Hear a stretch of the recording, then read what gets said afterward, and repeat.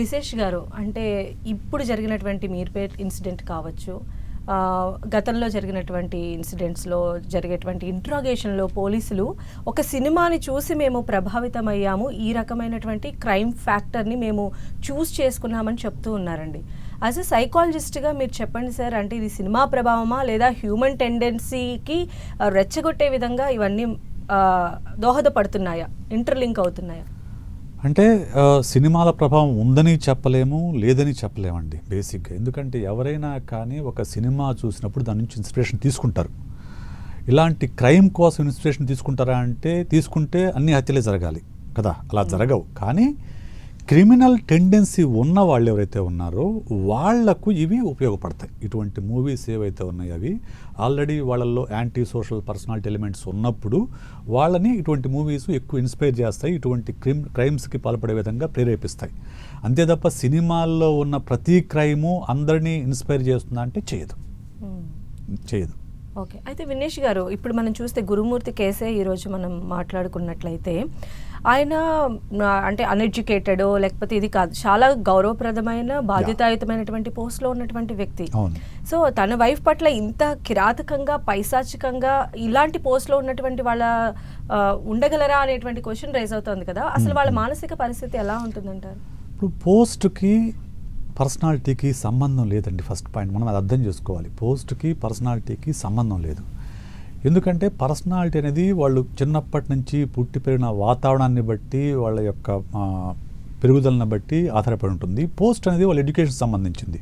ఈ రెండింటికి సంబంధం ఉండదు. అయితే పోస్ట్లో ఉండే వాళ్ళు చేసే ఉద్యోగంలో ఉండే కొన్ని వాతావరణ పరిస్థితులు వాళ్ళ పర్సనాలిటీ పైన ప్రభావం చూపించవచ్చు. ఇక్కడ మనము గురుమూర్తి యొక్క బ్యాక్గ్రౌండ్ కనుక తీసుకుంటే అతను ప్రకాశం జిల్లాలోని ఒక పల్లెటూరు నుంచి వచ్చాడు. ఆ తర్వాత మిలిటరీలో 20 సంవత్సరాల పాటు పనిచేశాడు. ఓకే, ఎప్పుడైతే మిలిటరీ అనేది ఒక అథారిటీకి సంబంధించిన ఒక జాబ్ అంటే ఏంటి, మిలిటరీలో హయ్యర్ అఫీషియల్ ఏం చెప్పినా కానీ నోరు మూసుకొని పని చేయాల్సిందే తప్ప ఎలాంటి ఒక్క వ్యతిరేకంగా మాట్లాడినా కానీ మిలిటరీలో అసలు సహించరు. మిగతా సెక్టార్లో అయినా కొంచెం సహిస్తారు, కానీ మిలిటరీలో ఏంటంటే బాస్ ఏం చెప్తే అది రైట్ అంటే తల ఉంచుకొని ఆ పని చేయాల్సిందే. అది మిలిటరీకి అవసరం కూడా, మిలిటరీ నడిపించాలంటే అది అవసరం కాబట్టి వాళ్ళు కండిషన్ అయిపోతారు, వాళ్ళ ప్రోగ్రామ్ అయిపోతాయి వాళ్ళ మైండ్స్ అన్నీ కూడా. అప్పుడు ఏమవుతుంది, ఒక 20 సంవత్సరాల పాటు అలాంటి వాతావరణంలో పనిచేసిన వ్యక్తికి బాస్ ఏం చెప్తే అది నోరెత్తకుండా తల వంచుకొని పనిచేయాలి అనే ఒక అలవాటు పడిన వ్యక్తికి తను బాస్గా ఉన్న అంటే భర్త అంటే బాసు, భార్య అంటే తన కింద ఉండాలి అనే భావజాలం ఉన్న బ్యాక్గ్రౌండ్ వచ్చిన వ్యక్తికి ఎప్పుడైతే భార్య తనకు వ్యతిరేకంగా మాట్లాడిందో, తన మాటకు ఎదురు చెప్పిందో విపరీతమైన కోపం వస్తుంది. ఎందుకు, నేను బాసు, నేను సంపాదిస్తున్నాను, నువ్వు నా మీద ఆధారపడి ఉంటున్నావు, నేనేం చెప్పినా నువ్వు ఉండాలి అంతే తప్ప నా మాటకు ఎదురు చెప్పకూడదని ఒక యాటిట్యూడ్ డెవలప్ అవుతుంది.